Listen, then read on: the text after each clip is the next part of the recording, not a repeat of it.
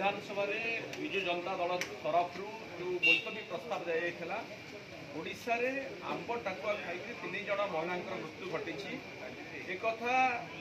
ओडिशा गोटे कलंक होकर पुणी उभा जो विषय रे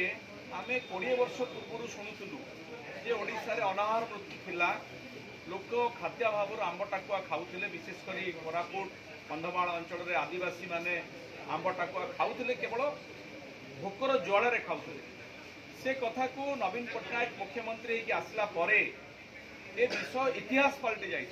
अनाहार मृत्यु गोटे समय खबर कागजर शिरोनामा पलटुला 20 वर्ष भितर आप देखिथे खाद्य सुरक्षा आईन आनिबा एवं विशेषकर 2 टंकिया चाउल व्यवस्था प्रवर्तन करवा ये सब भितर ओडिशा गोटे खाद्य संकट राज्य खाद्य बड़का राज्य परिणत होता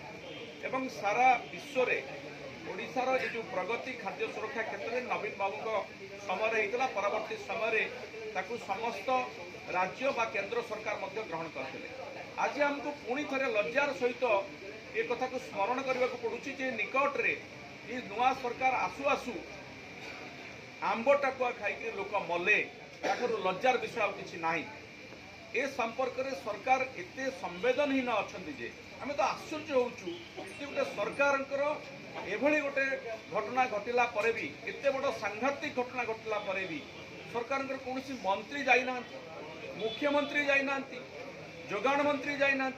स्वास्थ्य मंत्री जाइना एवं याकू अत्यंत हालुका भाव में नौकरी आहरी दुखर विषय होची आदिवासी मानू या कहीकि स्वाभिमान को आघात दि जाऊँगी यहाँ गोटे आंब टाकुआ हूँ पारंपरिक खाद्य जदि पारंपरिक खाद्य आमको कहतु मुख्यमंत्री तो आदिवासी वर्गर अच्छा घरे आंब टाकुआ जाऊ केते थर हुए आमर महामहिम राष्ट्रपति अच्छा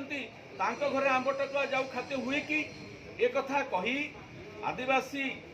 वर्ग को ओडिशा रे नुहे समग्र भारत वर्ष जो आदिवासी अच्छा महामहिम राष्ट्रपति को माननीय मुख्यमंत्री को मैंने तात्सल्य कर तेणु ये प्रसंग रे सरकार संवेदनशील नहांती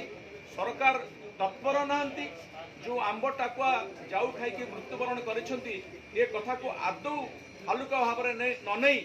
सरकार जदि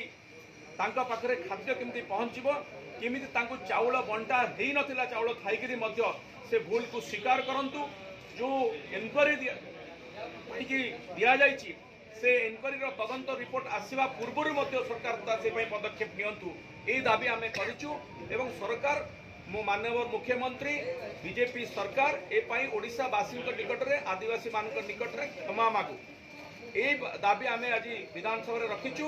एवं ए प्रसंग में सरकार संवेदनहीनता को आम निंदा करूँ।